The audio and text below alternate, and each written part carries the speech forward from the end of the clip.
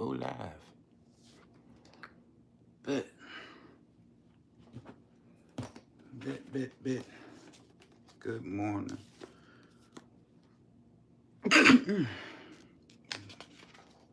Excuse me. Bless me. It's Thursday. Then Peter says, silver or gold. Oh, wait. I didn't even introduce myself. I am a guy from a place, Charm City, Bipper, Keith the Vandal. Marquise is the name my mama gave me. I'm here on two different lives. I'm on YouTube and I'm also on Instagram. I'm on Instagram at Charm City Bipper. I'm on YouTube at a guy from a place. I like that, right? I get to be multiple people as the same person. Who knew? I would also like to say I am grateful for anybody who's supporting these things that I do. These things that I do. What are these things that I do? This thing that I did, all right, I Met God in the Gutter is my second poetry book. You can find it on Amazon. My name is Marquise Carrington. You can find I Met God in the Gutter by Marquise Carrington on Amazon. Music is also available. My website is charmcitybipper.com. Charmcitybipper.com. Visit the website. Just support this thing if you enjoy it and you get anything from it. I'm a full-time entrepreneur.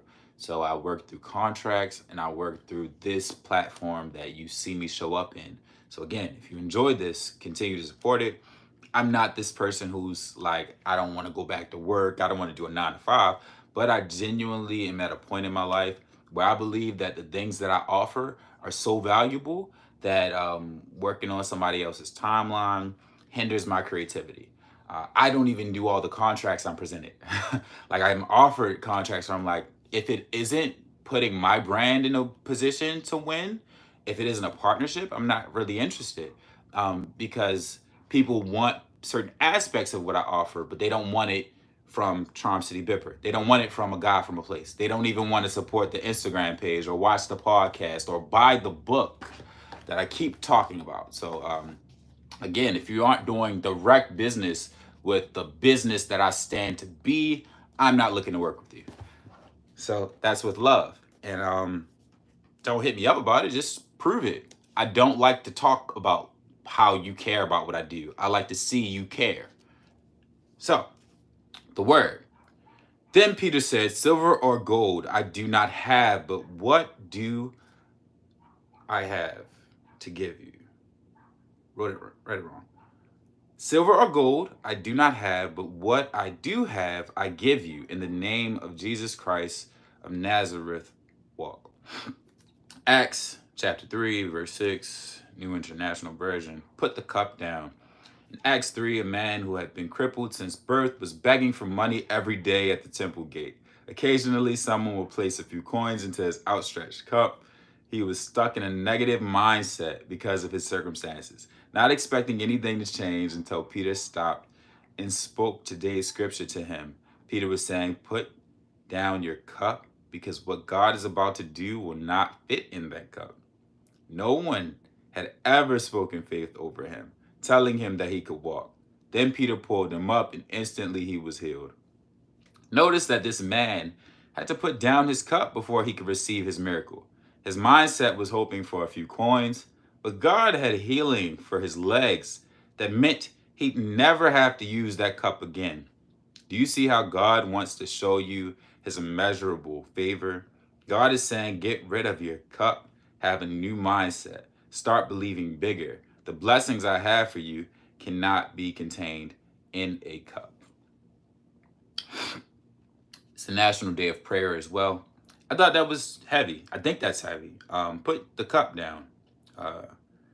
The mindsets that put us in these positions in our life, the mindsets I've carried with me that put me in the position that I'm currently in, still has some negative parts to it. It still has some parts that don't work. But giving over to another mindset, giving myself over to another set of truth as I explore new spaces and interact with new cultures. And I'm teaching classes where there's only white people, or I'm teaching classes where there's only people from cultures that don't look like my own. Or I'm in spaces where nobody's from Baltimore, nobody cares to know about Baltimore. But I'm blessed to be able to show up the best that I can and represent the things that I enjoy representing. So um, put the cup down has a lot of meanings to me. I will hope that anybody out there has some meanings of their own that they would like to share. That's the devotional for Thursday, May 2nd, the National Day of Prayer. Prayer is powerful. Prayer is a faith practice that shows up in many spaces. Meditation can be considered prayer. Um, and I also think it's interesting because it's all about the intention, right? Like, what's the intention behind the words that we are sending up? Are we intending to go act on these words as we're asking for whatever it is that we may be asking for? I prayed to be able to be an author, but like when you get those opportunities to do so, are you taking them? That's what I had to ask myself. When I get the opportunity to go do the thing, do I step into it or do I continue to make excuses, lean on the fact that I've been holding a cup out? Why ain't nobody tell me about nothing? Well, who have I asked?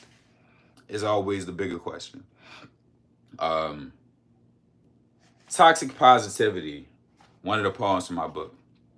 Everything has its purpose. The problem is when the tool you equip yourself becomes the only one you work with. The tools that we learn to cope with are not all seasoned. And when positivity turns toxic, it leaves us all depleted. Something that works in one season does not always work in the next. I was at a point where like I would start every morning with the exercise regimen that would motivate me. At some point, the exercise regimen that I committed to started to drain me at other points in my day. So I had to adjust. I had to shift and be conscious of what this present season is calling for. And I think that is one thing that's interesting about some spaces that I've been in is like, um, what happens when the yoga instructor isn't doing yoga? What happens when the fitness trainer is off their strict diet? What happens when the artist has a block and doesn't feel creative? It's like life, all of those parts that we're gonna have to experience happen, and we have to get back to them. But sometimes this toxic thought that like I have to be the thing that I said I was, and it's like at what cost? And is it like, is it a genuine space that I'm approaching the things that I'm claiming to love from? Do I have space to love it? Is my cup full enough to go and be the thing that I've been showing up as? Sometimes our cup is empty. The healers need healing. The teacher has to be taught. The teacher has to rest, like the game. But the teacher must also know that they are a student first. Because once we become the thing and we become all knowing, because we're the masters now, it gets complicated. I don't want to be the master for too long. That's the game. It's like the enlightenment. There's like, oh, I'm enlightened. I've I'm realized. And then you smell a piece of chicken and you're like, how realized am I? And discipline is its own thing, but like life is to be lived and the experiences are the reason we even get to the enlightenment. So do we get enlightened to go stop experiencing life? I don't think so. That's my opinion though. All about love. I actually borrowed this from somebody. I'm grateful that they gave it to me. I also dropped this in Costa Rica at the beach in the water. Uh, and it has a lot of reasons why I fell into the water. And it is wobbly. But the cool thing is, I can still open the pages. The pages are not stuck together and crumpled up, and the book isn't completely ruined. So, chapter 7, I've been reading this in my own time, and I've been wanting to just read more works out loud. It's also a good practice for communication and speeches, so I thought it'd be cool to share that with some people through live. Chapter 7, Greed. Simply love. The fading away of greed and hatred is the foundation for liberation. Liberation is the sure heart's release, an understanding of the truth so powerful that there is no turning back from it. Sharon Salzberg. Although we live in close contact with neighbors, masses of people in our society feel alienated, cut off, alone. Isolation and loneliness are central causes of depression and despair. Yet they are the outcome of life in a culture where things matter more than people. Materialism creates a world of narcissism in which the focus of life is solely on acquisition and consumption. A culture of narcissism is not a place where love can flourish. The emergence of the me culture is a direct response to our nation's failure to truly actualize the vision of democracy articulated in our construction, in our Constitution and Bill of Rights. Left alone in the me culture, we consume and consume with no thought of others. Greed and exploitation become the norm when an ethic of domination prevails. They bring in their wake alienation and lovelessness. Intense spiritual and emotional lack in our lives is the perfect breeding ground for material greed and overconsumption. In a world without the love or passion to connect, it can be replaced by the passion to possess. While emotional needs are difficult and often are impossible to satisfy, material desires are easier to fulfill. Our nation fell into the trap of pathological narcissism in the wake of wars that brought economic bounty while undermining the vision of freedom and justice essential to sustaining democracy. Nowadays, we live in a world where poor teenagers are willing to maim and murder for a pair of tennis shoes or a designer coat. This is not a consequence of poverty. In dire situations of poverty, at earlier times in our nation's history, it would have been unthinkable to the poor to murder someone for a luxury item. While it was common for individuals to steal or attack someone in the interest of acquiring resources, money, food, or something as simple as a winter coat to ward off the cold, there was no value system in place that made a life less important than the material desire for an inessential object. An essential object. Whether poor or rich, in the mid 50s, most citizens in our nation felt it was the best place in the world to live because it was a democracy, a place where human rights mattered. This sense of our nation's vision sustained its citizens and served as the catalyst empowering freedom struggles in our society. In the article Chicken Little, Cassandra, and the Real Wolf, So Many Ways to Think About the Future, Donella Meadows describes the significance of a visionary standpoint. A vision articulates a future that someone deeply wants and does it so clearly and compellingly that it summons up the energy, agreement, sympathy, political will, creativity, resources, or whatever to make that vision happen. Our nation's active participation in global warfare called into question its commitment to democracy both here at home and abroad. That vision was diminished in the wake of Viet. That vision was. Let me take a break. that vision was diminished. That vision was diminished in the wake of the Vietnam War. Prior to the war, a hopeful vision of justice and love had been evoked by the civil rights struggle, the feminist movement, and sexual liberation. However, by the late 70s, after the failure of radical movements for social justice aimed at making the world a democratic, peaceful place, where resources could be shared and a meaningful life could become a possibility for everyone, folks stopped talking about love. The loss of lives at home and abroad had created economic plenty while leaving in its wake devastation and loss. Americans were asked to sacrifice the vision of freedom, love, and justice and put in its place the worship of materialism and money. This vision of society upheld the need for imperialistic war and injustice. A great feeling of despair gripped our nation when the leaders who had led struggles for peace, justice, and love were assassinated. I think these first couple paragraphs is interesting for me because I talk about materialism a lot.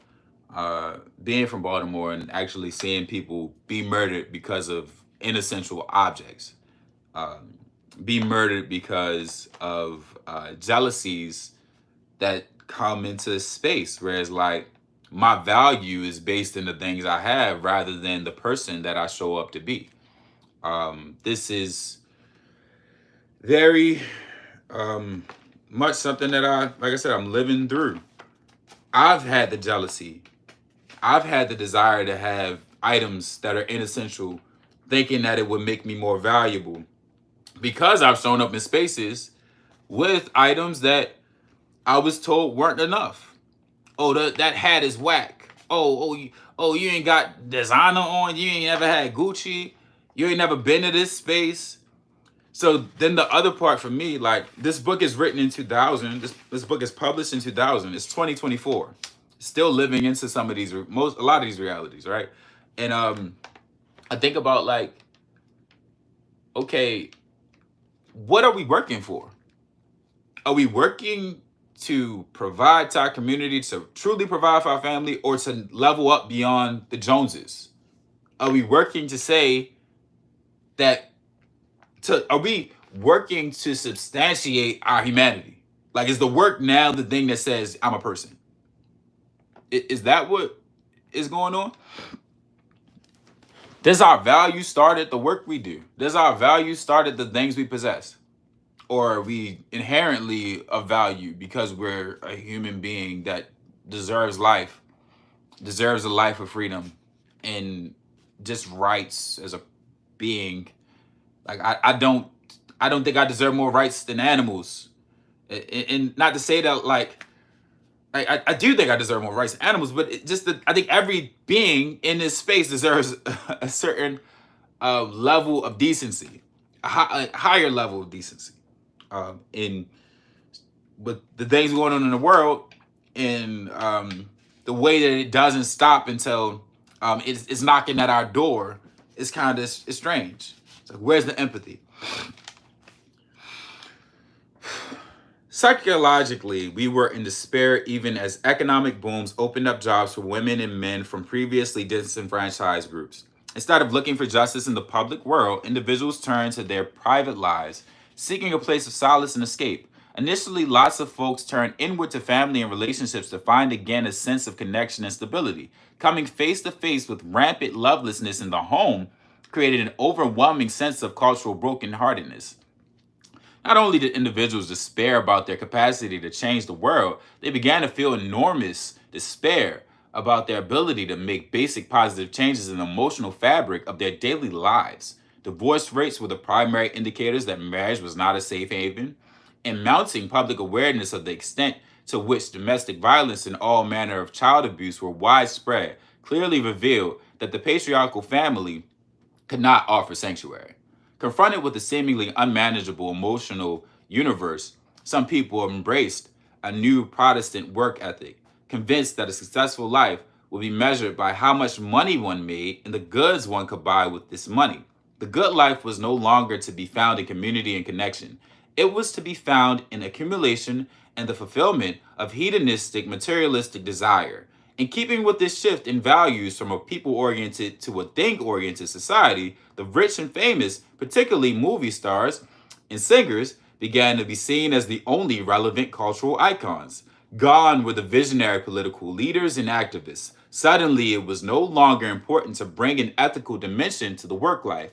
Making money was the goal, and by whatever means. Widespread embrace of corruption undermined any chance that a love ethic would resurface and restore hope. By the late 70s, among privileged people, the worship of money was expressed by making corruption acceptable and the ostentatious parading of material luxury the norm.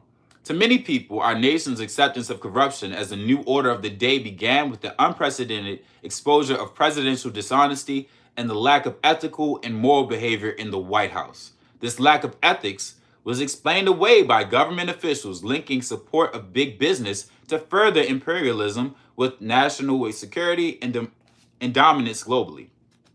This coincided neatly with the decline in the influence of institutionalized religion, which had previously provided moral guidance. The church and temple became places where materialistic ethic was supported and rationalized. Among the poor and the other underclasses, the worship of money became most evident by the unprecedented increase in the street drug industry, one of the rare locations where capitalism worked well for a few individuals. Quick money, often large amounts made from drug sales, allowed the poor to satisfy the same material longings as the rich. While the desired objects might have differed, the satisfaction of acquisition and possession was the same. Greed was the order of the day, mirroring the dominant capitalist culture. A few individuals in poor communities prospered while the vast majority suffered endless unsatisfied cravings. Imagine a mother living in poverty who has always taught her children the difference between right and wrong, who has taught them to value being honest because she wants to provide them with a moral and ethical universe, who suddenly accepts a child selling drugs because it brings into the home financial resources for both necessary and unnecessary expenses. Her ethical values are eroded by the intensity of longing and lack, but she no longer sees herself as living at odds with the consumer culture she lives in. She has become connected, one with the culture of consumption, and driven by its demands. I think that's heavy within itself. That, like, the way to connection within our society is often by doing the wrong thing. To be a part of this process, we have to do the wrong thing. That's wild to think about. I sit into that part about some people benefiting so heavily from the wrong thing that it seems to justify it. We talk about cultural icons at the moment. Excuse my sniffles. It's allergy season. The pollen's been whooping me. But we talk about cultural icons and this thought that because you're famous, you're a celebrity, you're not a role model. And in reality, if you have a platform, you're modeling something. In this moment, me holding this book, reading all about love, wearing my Charm City Bipper hat, be loved, love Baltimore, love yourself, built in private, blessed in public. All of these things are sending you some type of messaging, right? So that's the part I think about. This lack of accountability for impacts that we create and the ways in which we don't hold people accountable. When I speak about a cultural celebrity doing things that don't serve community, I also acknowledge the people who give them the platform. I acknowledge the parents who don't guard their children from what the platform is projecting.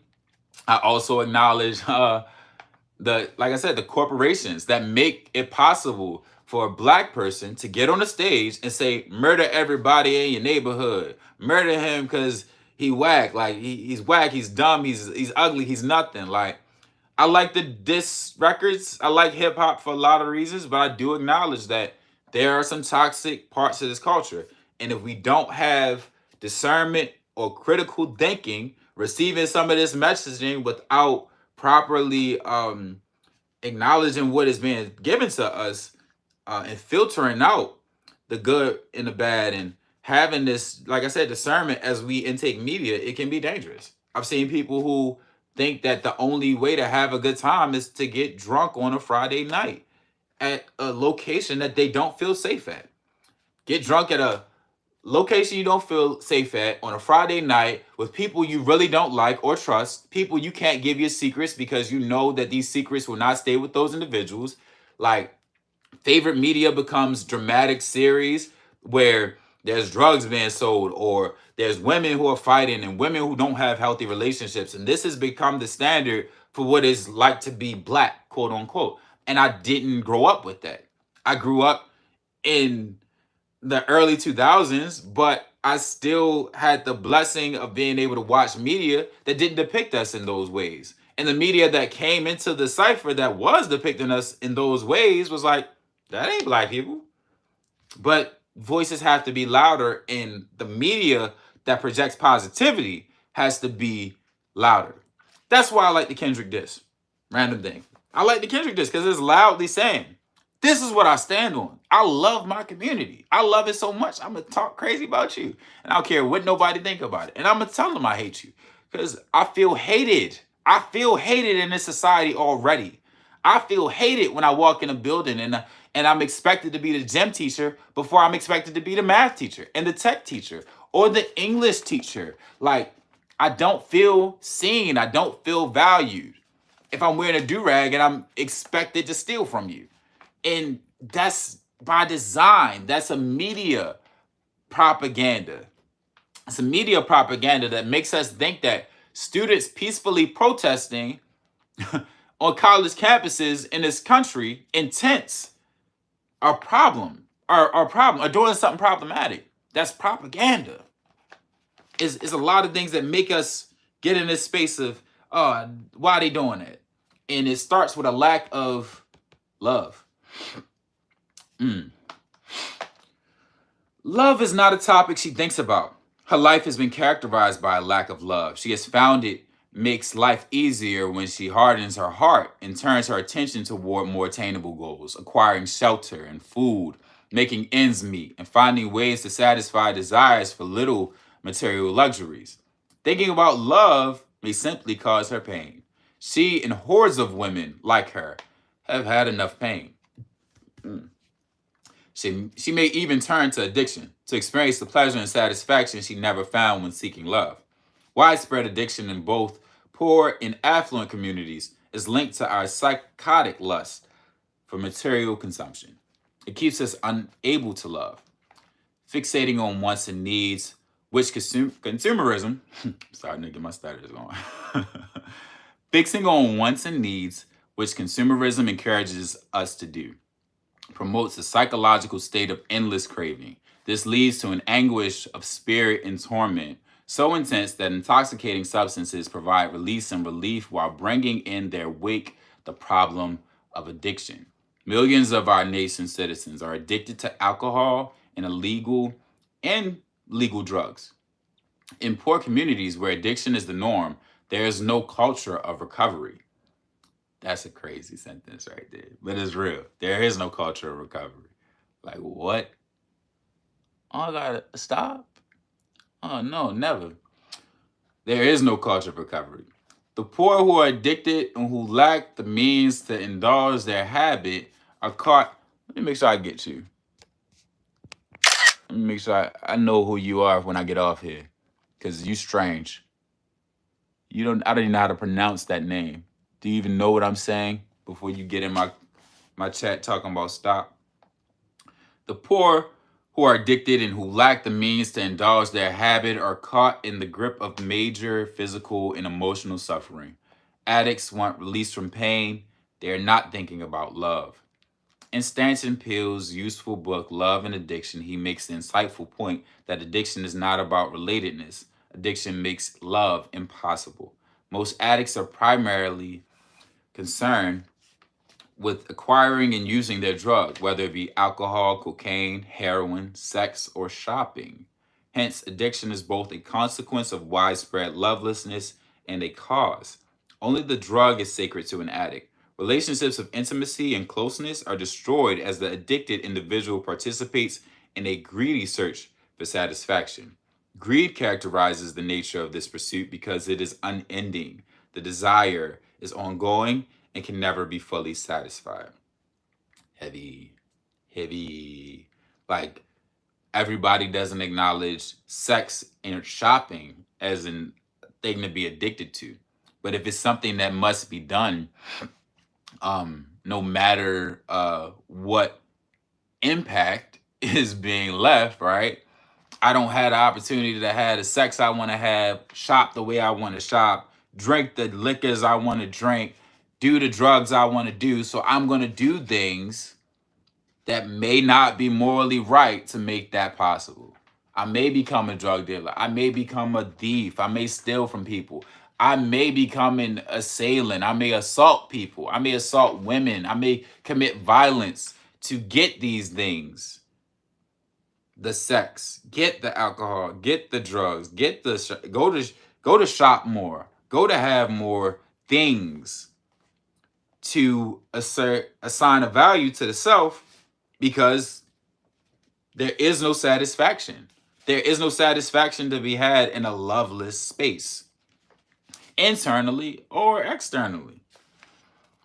Not loving the self in the spaces that we remain in, being void of love. Of course, the ravages of addiction are more glaringly obvious in the lives of the poor and dispossessed because they have neither the means to engage in the cover-up so effectively employed by privileged addicts, nor the access to recovery programs. When the case against O.J. Simpson was national news, there was little discussion of the role substance abuse played in facilitating the emotional estrangement in an already dysfunctional family. While domestic violence was highlighted, and everyone agrees that it was not acceptable behavior, substance abuse was not. It was not seen as a major factor that destroyed the conditions needed for positive emotional interaction. The last thing we are going to blame is the drugs, is the sex. That's the last thing that gets blamed. But it should be one of the first things we look at. What are the patterns? What are the habits that make a person so emotionally volatile? But that comes with mindfulness. That comes with proactive action and not reactive, because the reactive approaches to this often lead people to jail cells, coffins, or illnesses that they cannot overcome, and just harm being done that is hard to heal. For example, it was not acceptable for anyone to talk compassionately in a manner that did not blame the victim about the possibility that Nicole Simpson had kept herself and her children in a dangerous, life-threatening environment, in part because she was not willing to sacrifice her attachment to a superficially glamorous lifestyle among the rich and famous. Behind the scenes, when they are not afraid of being seen as politically incorrect, women who are bonded with abusive, rich, and powerful men talk easily about their addiction to power and wealth. Both men and women remain in dysfunctional, loveless relationships when it is materially opportune. That is a crazy, not crazy, but that's a very, very heavy passage right now. People will stay in dysfunctional spaces when it is materially opportune.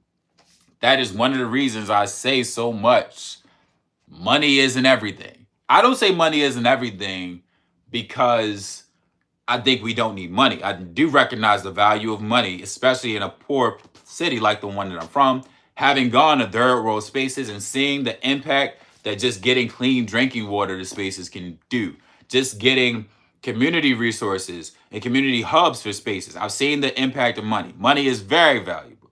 The money is not everything. It's for the person who is remaining in an abusive space because they've convinced themselves that they are nothing without money. There are people who keep relationships with toxic family members because money is money is the link. When you release you recognize, like, I'm good without money. I can actually have a fulfilling life without money. But the things that fulfill me, that require money, like, I don't always have to have money to go get them. I've actually had a lot of people bless me because of relationships, right? I have a awesome brother in the community who does a lot of community work, and he's given grants and he's given resources to his family that allow him to feed his family with products from Whole Foods and some of the great spaces in the city. And he lives in a community where it's not expected, but he's able to do that because of relationships he's formed, farming, cultivating land, and just providing knowledge to people. People don't realize the power of knowledge until they've actually applied it in their own life and made it so that they can synthesize the things they've come to understand so that others can apply it in their own. I've done a yoga journey. I've studied mindfulness.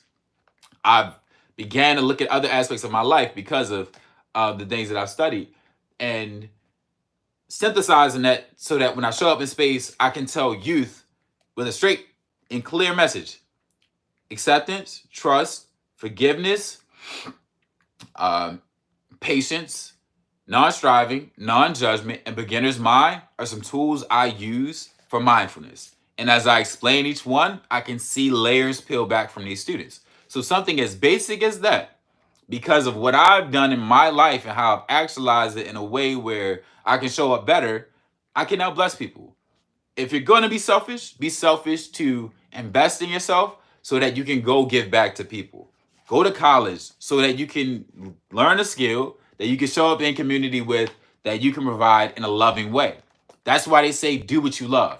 Because when you do what you love, you now have the space to go show up in any space or any capacity.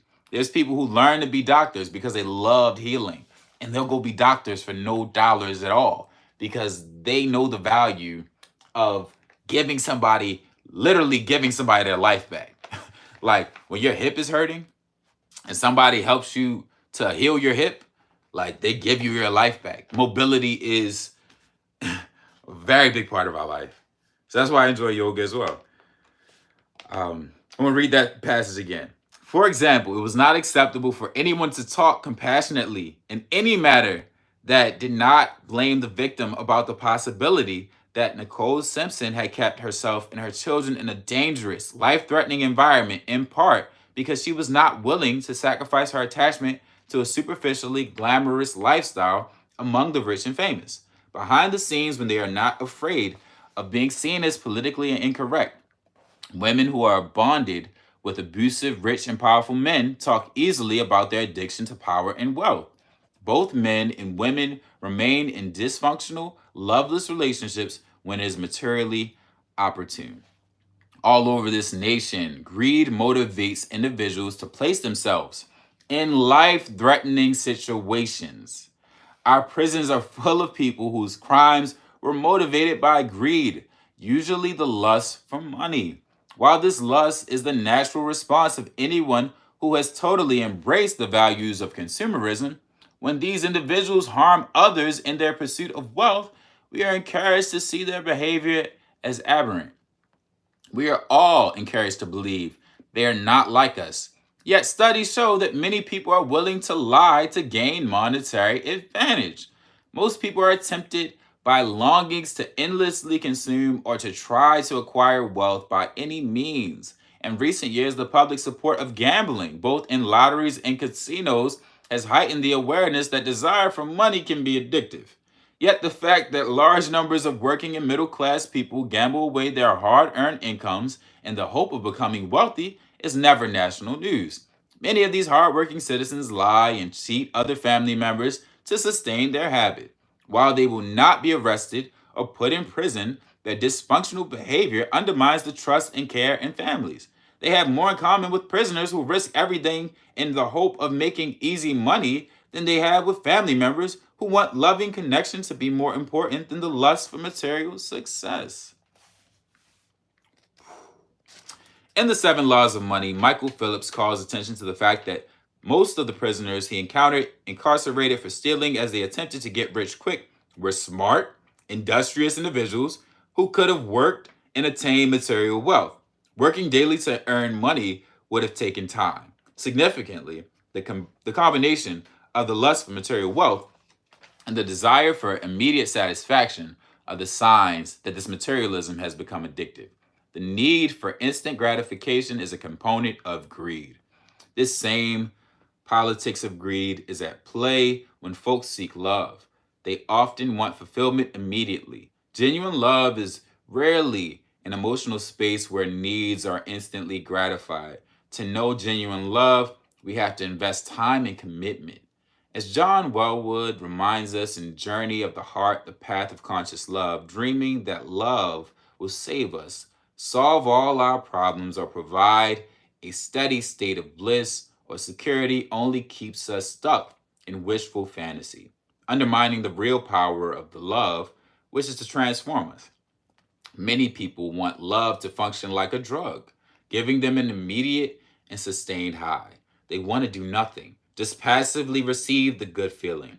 In patriarchal culture, men are especially inclined to see love as something they should receive without expending effort. More often than not, they do not want to do the work that love demands. When the practice of love invites us to enter a place of potential bliss, that is at the same time a place of critical awakening and pain, many of us turn our backs on love. Only thing that I have bumped my head with bell hooks about is that men are the only ones that are said to be this, especially as I live in a 2024 reality where I've met a lot of women who have material success and think that they don't have to do extra to get love. There are a lot of men who still live in that reality, but there are women now as well because that's what the culture has made space for. Women have the space to not need a man and not have to show up or make sacrifices, and they won't sacrifice their womb to bring forth a child. They won't sacrifice their time to invest in somebody that they believe in. It's not that I expect them to, but there's not enough thought going into it at this point. It's like, why would you sacrifice yourself for anybody? Is this individual space? Because I thought the same thing. Why would I sacrifice my good years for a crazy woman? Like, it's real. So it's really the space of confusion. What are the solutions? I'm always big on finding love for yourself, finding what your purposes are in life, and showing up in spaces, standing on those purposes, not shifting from those purposes, so that the people that enter your life from that point on value those things, and holding up boundaries so that those things you claim to value are sustained and maintained throughout your journey. Ooh. Oh, let's see.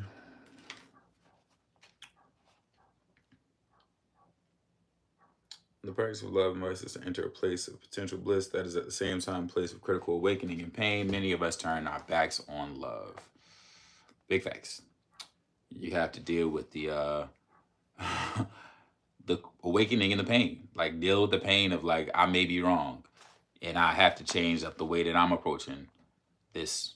It is a big investment in most ways.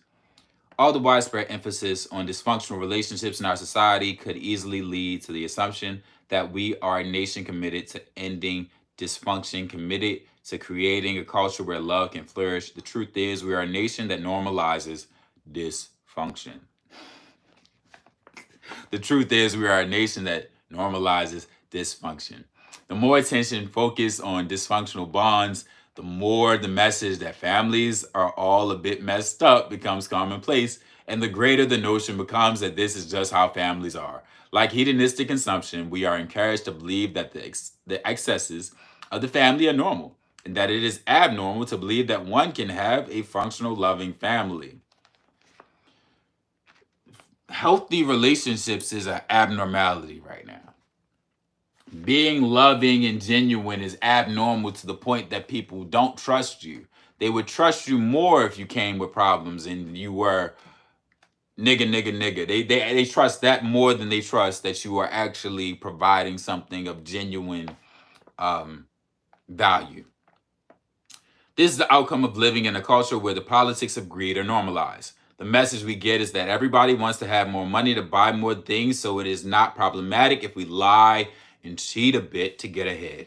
Unlike love, desires for material objects can be satisfied instantly if we have the cash or the credit card handy, or even if we are just willing to sign the papers that make it so we can get what we want now and pay more later. Concurrently, when it comes to matters of the heart, we are encouraged to treat partners as though they were objects we can pick up, use, and then discard and dispose of at will, with the one criteria being whether or not individualistic desires are satisfied. When greedy consumption is the order of the day, dehumanization becomes acceptable. Then treating people like objects is not only acceptable, but it is required behavior. It is the culture of exchange, the tyranny of marketplace values. Those values inform attitudes about love. Cynicism about love leads young adults to believe there is no love to be found, and that relationships are needed only to the extent that they satisfy desires. Literally, what I was just saying before I read. That's why I'm laughing as I read this. I'm saying things that it's like coming right back to you every time. How many times do we hear someone say, well, if that person is not satisfying your needs, you should get rid of them? Relationships are treated like Dixie cups. They are the same. They are disposable. If it does not work, drop it. Throw it away. Get another. Committed bonds, including marriage, cannot last when this is the prevailing logic. And friendships or a loving community cannot be valued and sustained. Most of us are unclear about what to do to protect and strengthen caring bonds when our self-centered needs are not being met. Most people wish they could find love where they are, in the lives and relationships they have chosen, but they feel they lack useful strategies for maintaining these bonds. They turn to mass media for answers. They turn to social media for answers. They turn to mass media for answers. Increasingly, the mass media is the primary vehicle for the promotion and affirmation of greed. There's little information offered about the establishment and maintenance of meaningful relationships. If the will to accumulate is not already present in the television watcher or the moviegoer, it will be implanted by images that bombard the psyche with the message that consuming with others, not connection, should be our goal.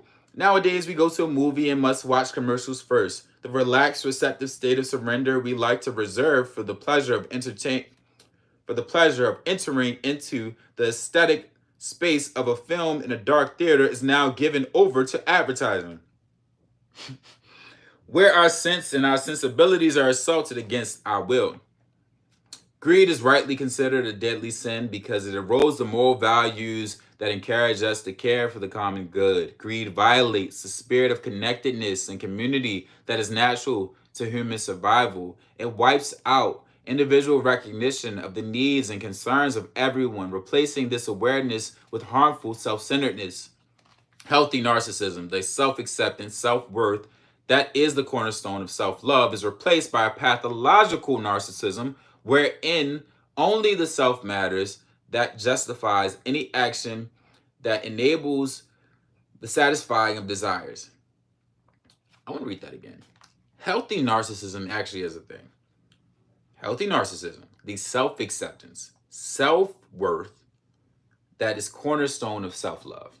We need to have self-acceptance and self-worth, and part of that comes from a narcissistic approach, quote unquote. Where it becomes pathological is where only the self matters. Self-worth and self-acceptance have to have a balance with the whole, right? My self-worth isn't to say that I'm so much better than you, that my life is more value. It's quite literally to say that my value matters as well. So I'm not going to teach in this building anymore because I don't feel that my value matters as well. I'm not coming to your community event because I don't feel that my value matters as well. That is the healthy narcissism. The pathological narcissism is I'm the only one who matters. Charm City Bipper is the only thing that matters. Charm City Bipper is named after the city I'm from. Not to say that like it's all about the city, because it's not. It's definitely about me reflecting on my life and bringing awareness to awesome moments of my life, or just things and people who have blessed my life, right? That's actually what the brand is. Awareness, reflection, overcoming limiting beliefs, and also having conversations with individuals who have overcome so that I maybe can expand my own processes and help somebody who's viewing it do the same. So we replace healthy narcissism with pathological narcissism, and they're so muddied that some people are gaslighting certain individuals out of their self-worth. Oh, you need to get a job. This isn't enough. You reading a book on Instagram and YouTube at 10:32 ain't enough. You doing yoga classes ain't enough. Do more. Do more, because you're not doing enough. You can't be doing enough if you don't have $100,000. But it's like, I'm doing more than $100,000 worth of work. Why would I ever have to put a value on my time based on monetary reality? Because there's consumerism to be done. There's things to be consumed. I'm supposed to be consumed. If the consumption of me is not available in the spaces that wish to have me at their own timing, at timing in a way that pleases only them, I'm not valuable. I'm wasting time. I'm not doing anything. I'm not doing anything worth talking about. If there's no way for other people to consume me in the ways in which they enjoy their lives, or the ways in which their desires are satisfied. Healthy narcissism, the self-acceptance, self-worth, that is the cornerstone of self-love, is replaced by a pathological narcissism wherein only the self matters, that justifies any action that enables the satisfying of desires.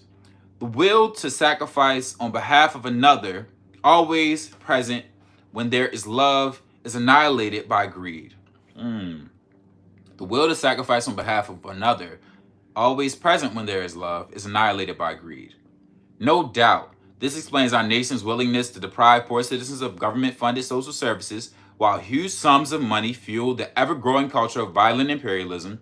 The profiteering profits of greed are never content. It is not enough for this country to be consumed by a politics of greed, it must become the natural way of life globally. Generosity and charity militates against the proliferation of greed, whether it takes the form of kindness to one's neighbor, creating a progressive system of job sharing, or supporting state-funded welfare programs. When the politics of greed become a cultural norm, all acts of charity are wrongly seen as suspect and are represented as a gesture of the weak. When the politics of greed become a cultural norm, all acts of charity are wrongly seen as suspect and are represented as a gesture of the weak. It's so fun because I'm living it. I'm living it as I seek love, and I seek to be love and affirm love. As a consequence, our nation's citizens become less charitable every day, arrogantly defending self-serving policies which protect the interests of the rich by claiming that the poor and needy have not worked hard enough. I have been astonished by hearing individuals who inherited wealth in childhood warn against sharing resources because people needing help should work for money in order to appreciate its value. Inherited wealth and or substantial material resources are rarely talked about in the mass media because those who receive it do not wish to validate the idea that money received that is not a reward for hard work is beneficial. Their acceptance and use of this money is to strengthen their acceptance and use of this money to strengthen their economic self-sufficiency exposes the reality that working hard is rarely the means by which enough of us can gain enough access to material resources to become wealthy. One of the ironies of the culture of greed is that the people who profit the most from earnings they have not worked to attain are the most eager to insist that the poor and working classes can only value material resources attained through hard work. Of course, they are merely establishing a belief system that protects their class interests and lessens their accountability to those who are without privilege. Marianne Williamson addresses the widespread cynicism about the sharing of resources, which threatens the spiritual well-being of our nation and the healing of America. Williamson contends there is so much injustice in America and such a conspiracy not to discuss it, and so much suffering and so much deflection lest we notice. We are told that these problems are secondary or that it will cost too much to fix them, as though money is what matters most. Greed is considered legitimate now, while brotherly love is not.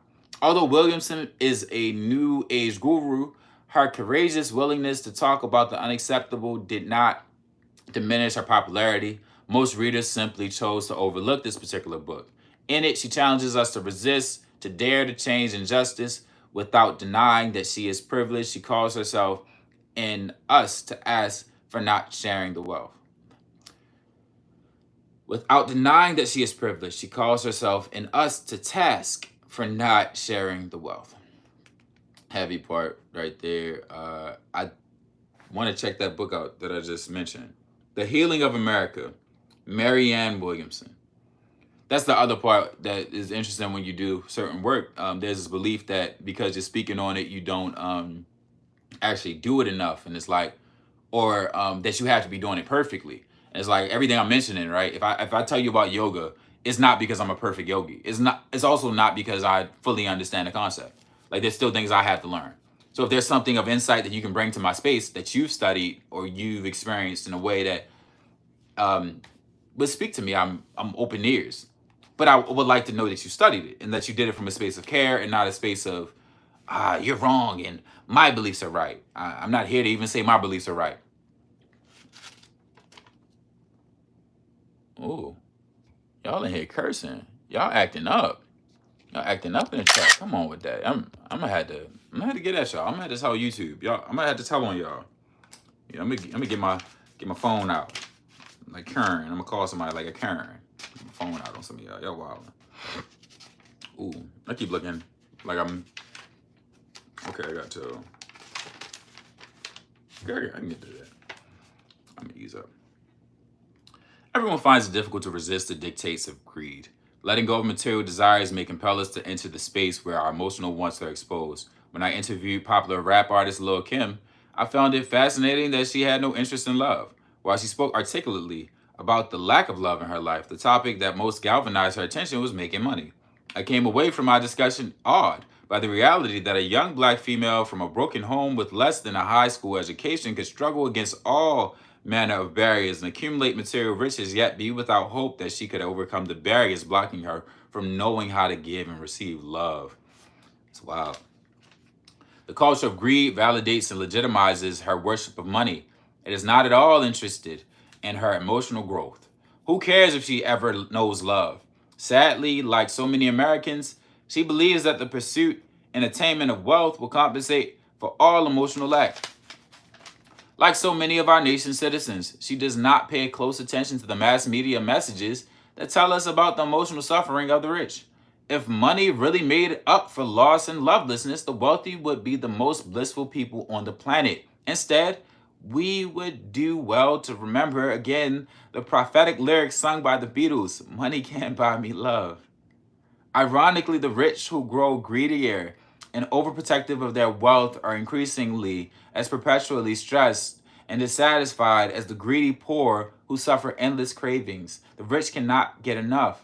They cannot find contentment, yet everyone wants to emulate the rich. In Freedom of Simplicity, Richard Foster writes, "Think of the misery that comes into our lives by a restless, gnawing greed. We plunge ourselves into enormous debt and then take 2 and 3 jobs to stay afloat. We uproot our families with unnecessary moves just so we can have a more prestigious house. We grasp and grab and never have enough. And most destructive of all, our flashy cars and sport spectaculars and backyard pools have a way of crowding out much interest in civil rights or inner city poverty or the starved masses of India.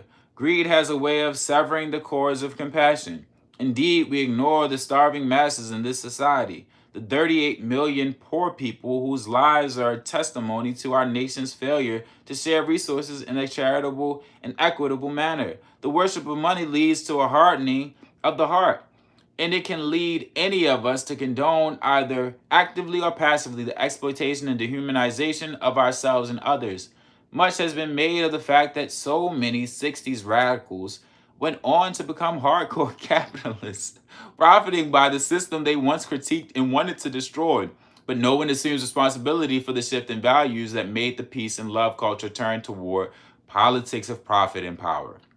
That shift came about because the free love that flourished in utopian communal hippie enclaves where everyone was young and carefree did not take root in the daily lives of ordinary working and retired people. Young progressives committed to social justice who had found it easy to maintain radical politics when they were living on the edge, on the outside, did not want to do the hard work of changing and reorganizing our existing systems in ways that would affirm the values of peace and love, our democracy and justice. They fell into despair, and that despair made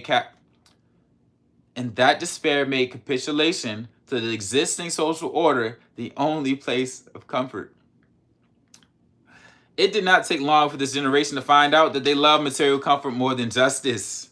It was one thing to spend a few years doing without comfort to fight for justice, for civil rights, for non-white people and women of all races, but it was quite another to consider a lifetime where one might face material lack or be compelled to share resources. When many of the radicals and or hippies who had rebelled against excess privilege began to raise children, they wanted them to have the same access to material privilege they had known, as well as the luxury of rebelling against it. They wanted them to be materially secure. Concurrently, many of the radicals and or hippies who had come from backgrounds of material lack were also eager to find a world of material plenty that would sustain them. Everyone feared that if they continued to support a vision of communalism, of sharing resources, that they would have to make do with less.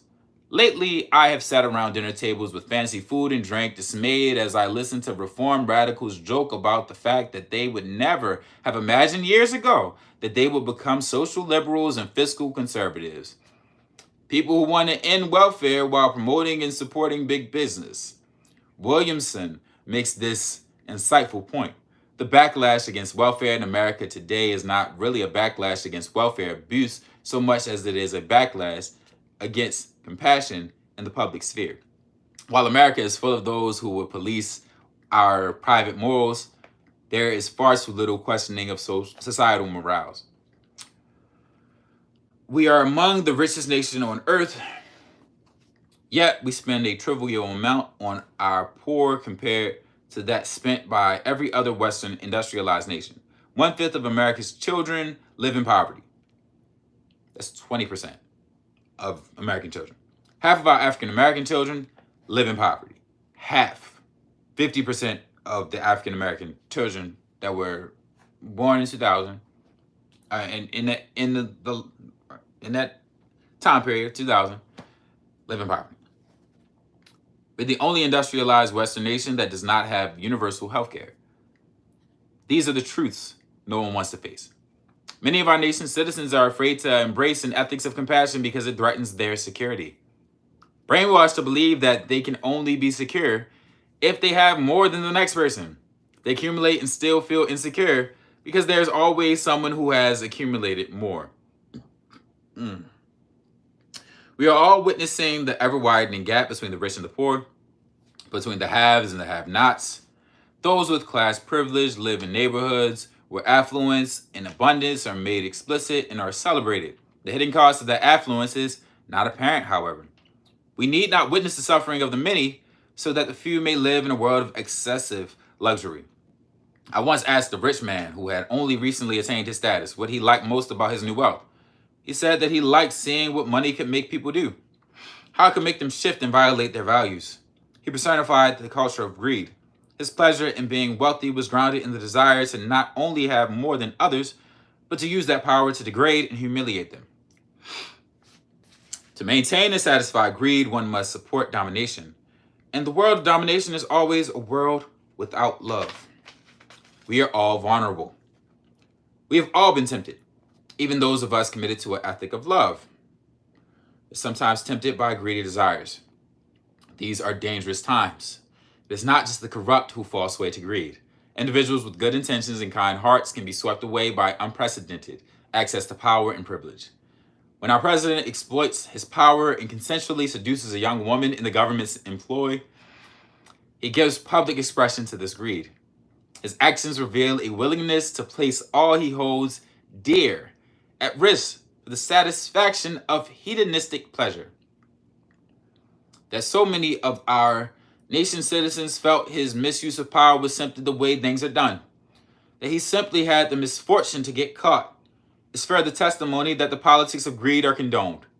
They exemplify the greedy mindset that threatens to consume our capacity to love, and with it, our capacity to sacrifice on behalf of those we love. Concurrently, the young woman involved manipulates facts and details and ultimately prostitutes herself by selling her story for material gain because she is greedy for fame and money. And society condones this get-rich-quick scheme. Her greed is even more intense because she also wants to be seen as a victim.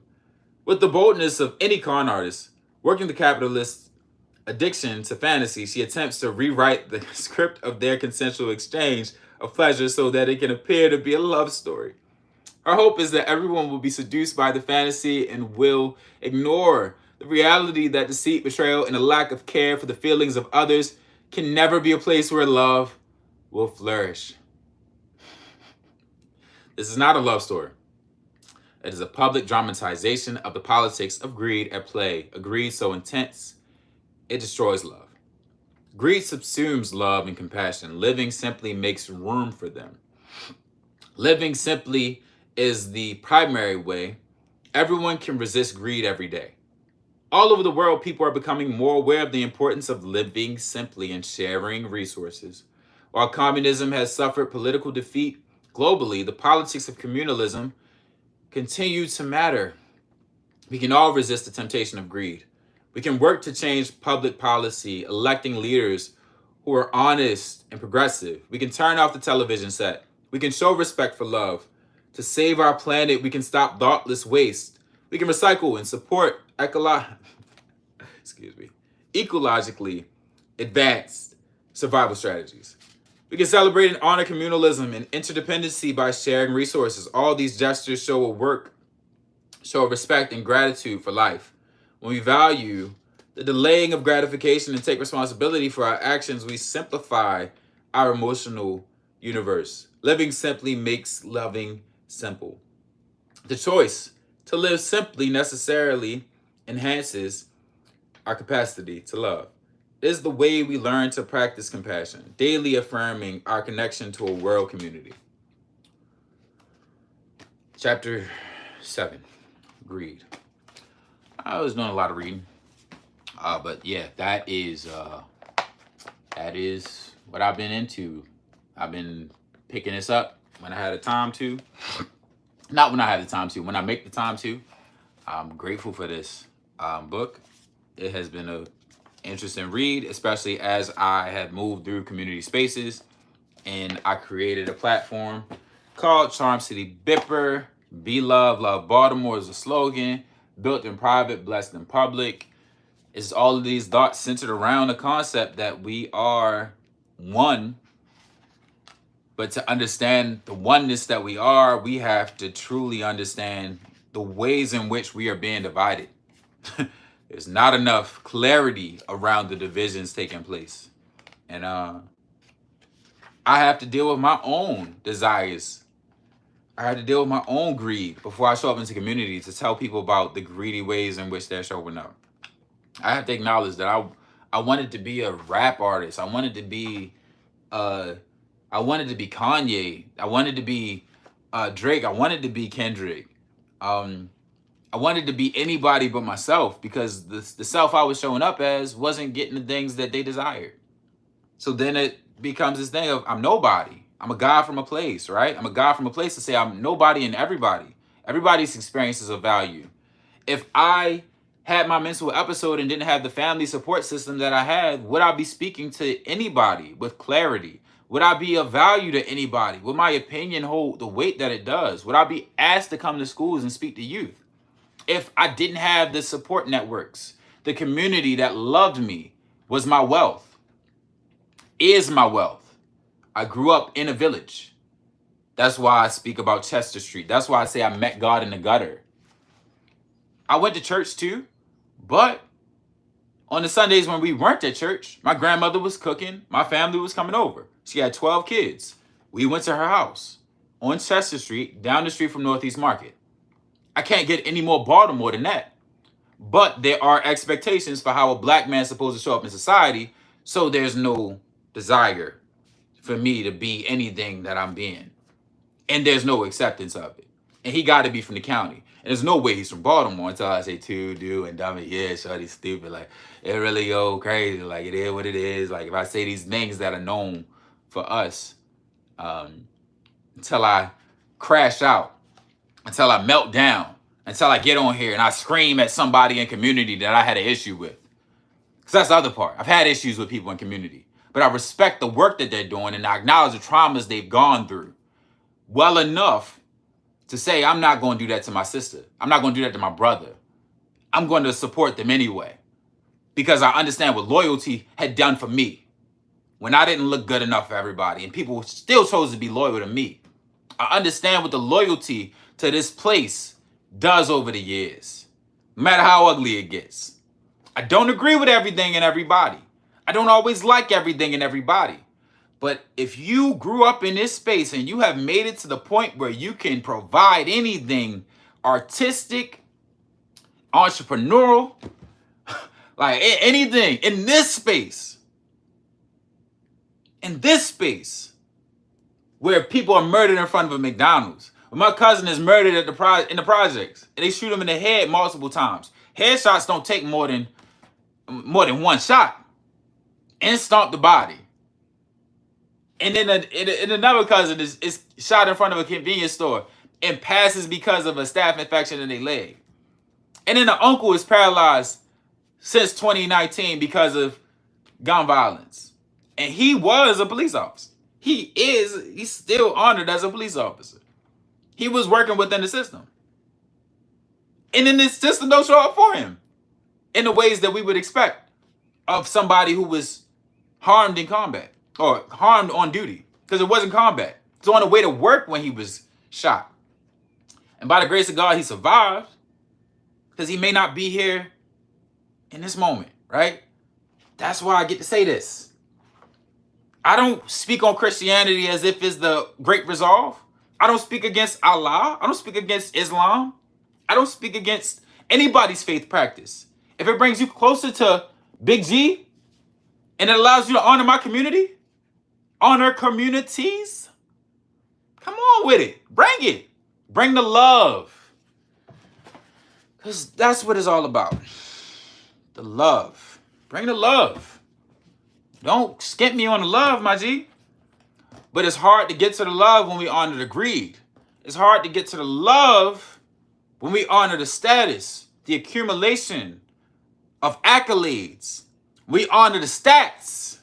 When Kendrick drops a tape and it don't mean nothing until 10 years later because we don't want to hear that woke shit, nigga.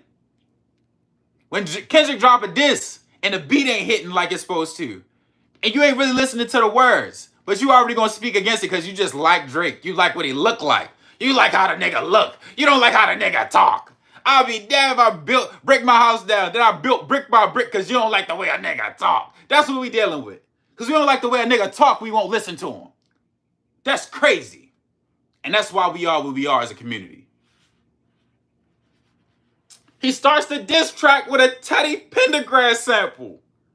Teddy Pendergrass gets another look. His family gets another plate to eat because a nigga who has the world's attention starts the first part of his song rapping over one of the coldest instrumentals of all time.